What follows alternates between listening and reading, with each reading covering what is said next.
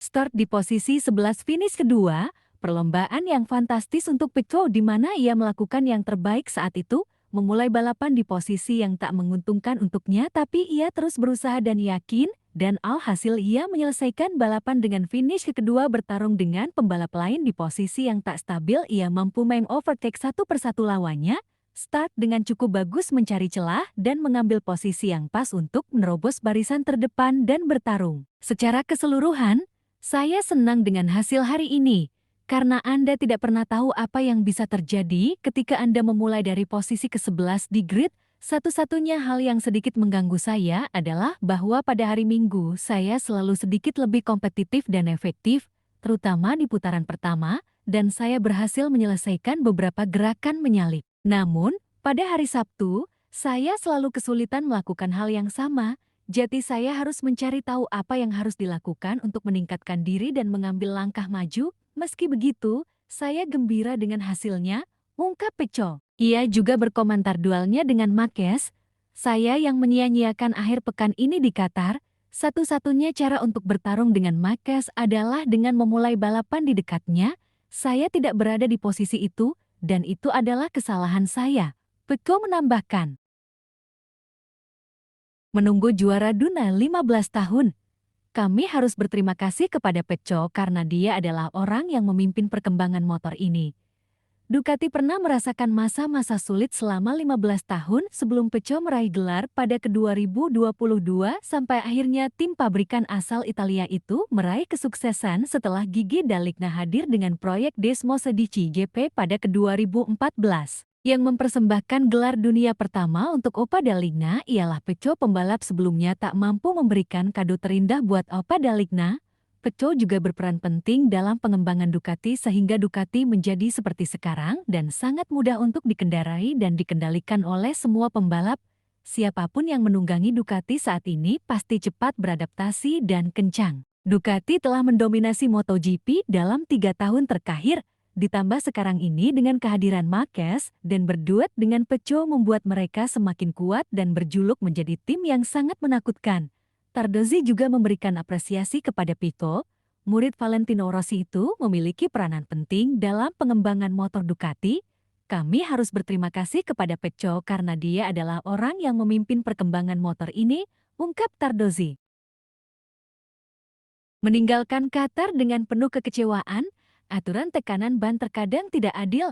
Red Bull K-Team Tech 3 merayakan podium 2 yang diraih Maverick Vinales, tetapi perayaan itu segera berubah menjadi kekecewaan beberapa menit setelah balapan. Vinales dihukum dengan penalti waktu 16 detik karena pelanggaran tekanan ban, sehingga ia turun ke posisi 14.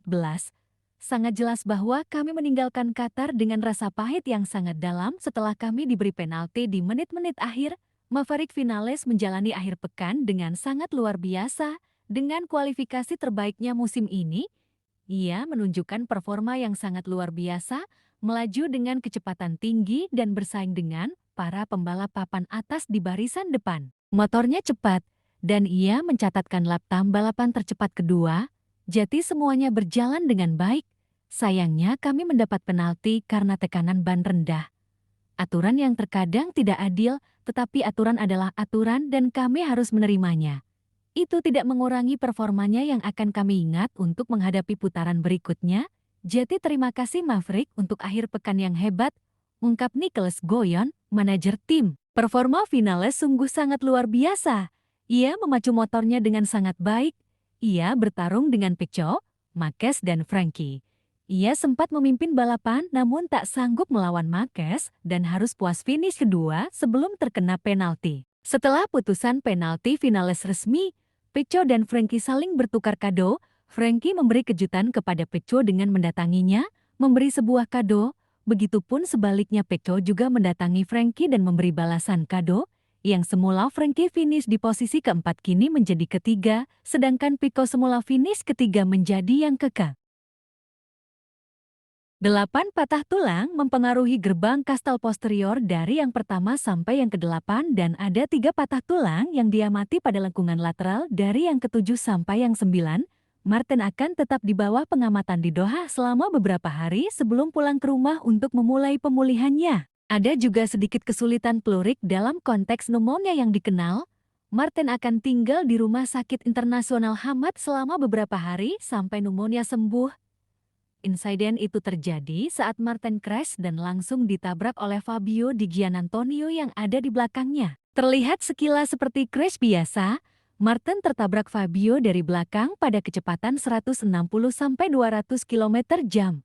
Saya tidak ada kesempatan untuk menghindar, saya benar-benar menabrak Martin. Saya sampai merinding dan itu adalah kejadian terburuk sepanjang hidup saya. Ia masih tergeletak di lintasan. Saya coba melihat layar di sekitar trek untuk mencari tahu apakah dia baik-baik saja. Setelah lewat satu lap, untungnya mungkin dia baik-baik saja dan tidak ada red flag, ungkap Fabio. Marc Marquez, Pecco Bagnaia, Frankie Morbidelli, Johan Zarco, Fermin Aldeguer, Alex Marquez, Fabio Quartararo, Pedro Acosta, Marco Bazzetti, Luca Marini, Enea Bastianini, Alex Rins, Brad Binder, Maverick Vinales, Ogura, Fabio Di Gianantonio, Raul Fernandez, Somkiat Chantra, Georgie Martin DNF, Augusto Fernandez DNF, John Mir DNF, Jack Miller DNF,